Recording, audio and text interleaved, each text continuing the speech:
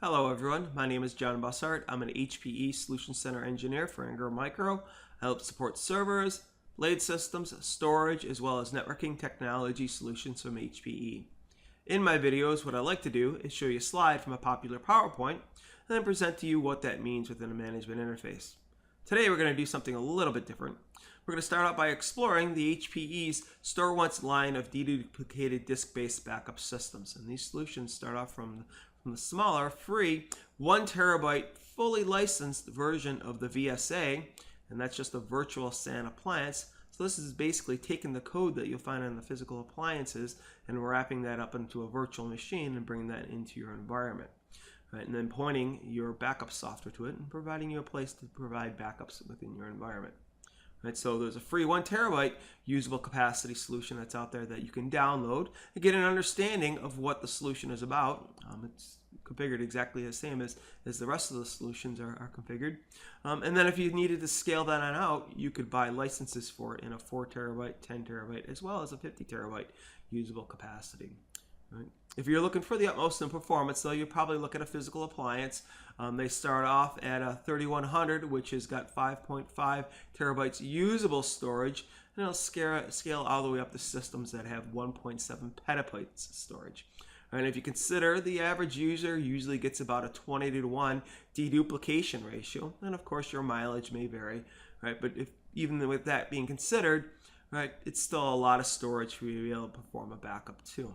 So typically what people do today is they take their backup software, point it to this solution as a first repository for the data, and then they back that up to a tape drive solution or even to the cloud.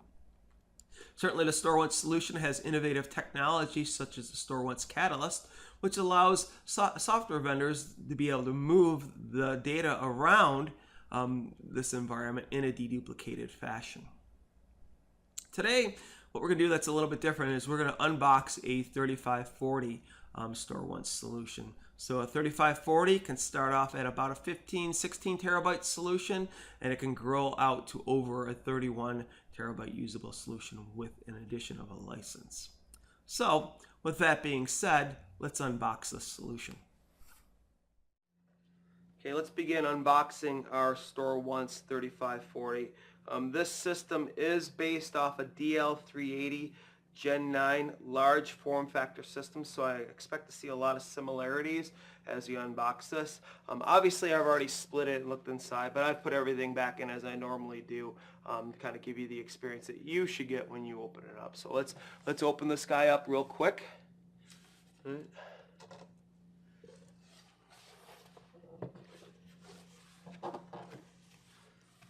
Okay, first thing here,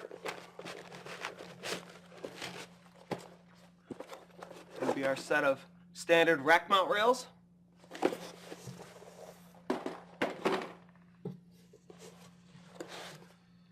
Over here, we'll see our cable management arm.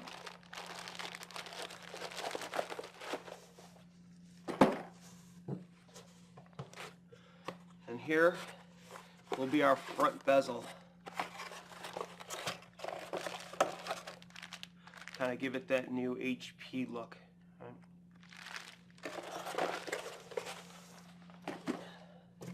Beneath that we've got an accessory package which pretty much has a couple Ethernet cables in it.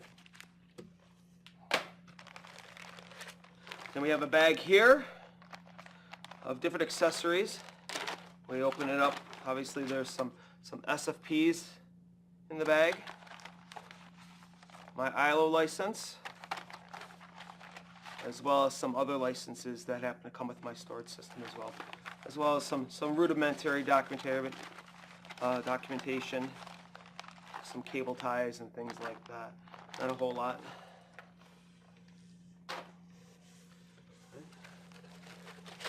Pull out the packaging over here. Packaging over here.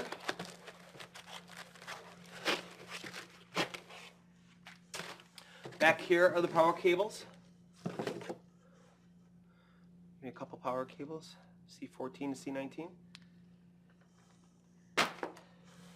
And let's get this guy on out of here. It's a little bit too heavy, so let me grab it and then we'll restart this. Okay, here's the front of our StoreOnce system.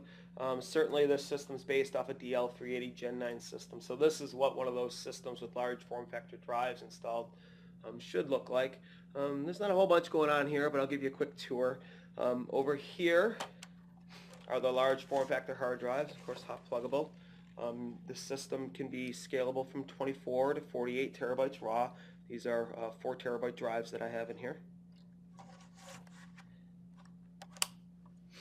Some other things over here is the power button, the UID light, as well as a manufacturing tag over here, and here are the default ILO credentials, login. So that's kind of the front. Let's spin this guy around and take a look at the back of it. Okay, here's the back of our disk-based backup system. It comes with this little protective cardboard packing, so let's peel that off over here. And again, this should look similar to our DL380 based systems. It's got a couple power supplies over here. Pull one of those out. So they're 800 watt power supplies. Video port, onboard 1 gig ports. There's the ILO port over here, a couple USB ports, and they were even nice enough to add on the serial port to this system as well. There's no FlexLOM card inside this system.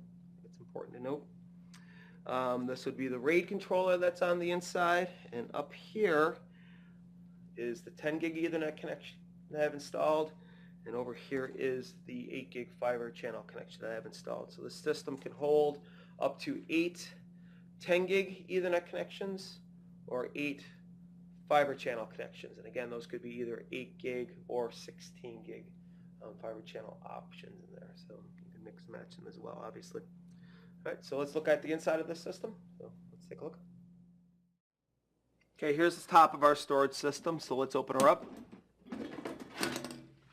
One of the first things I'd like to point out is on the inside cover is the layout of all the components. And as I had mentioned, this is built off a DL380 server, so things like the fans are hot pluggable, so the port wine color means hot plug. Right. And things that are labeled in blue are cold pluggable, so I could pull out this entire fan tray if I felt like it.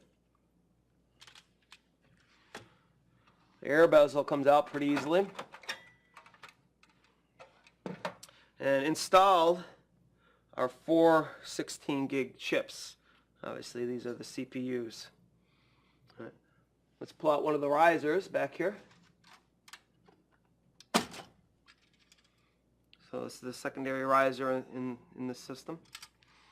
And what I have installed here, or I've had installed, is an 8 gig fiber channel card. So I can accept fiber channel connectivity into the system. Here's the connection for the serial cable.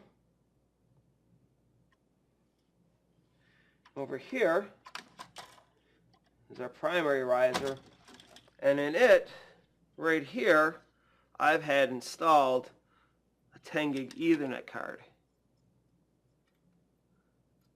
Over here is my RAID controller. So if I flip and look at it on the back, the RAID controller goes right here.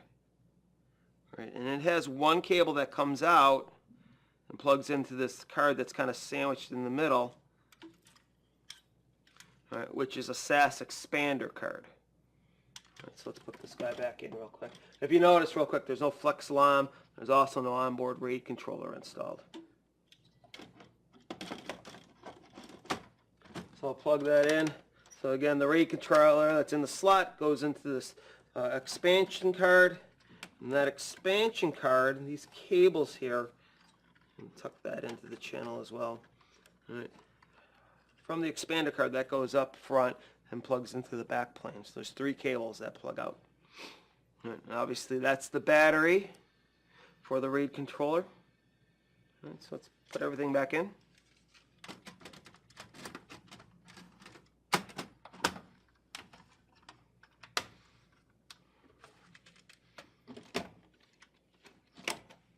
Get the bezel in there as well. And we'll put on the cover. So it's easy to disassemble this system and put it back together. I hope you found this video informative, and please stay tuned for more videos.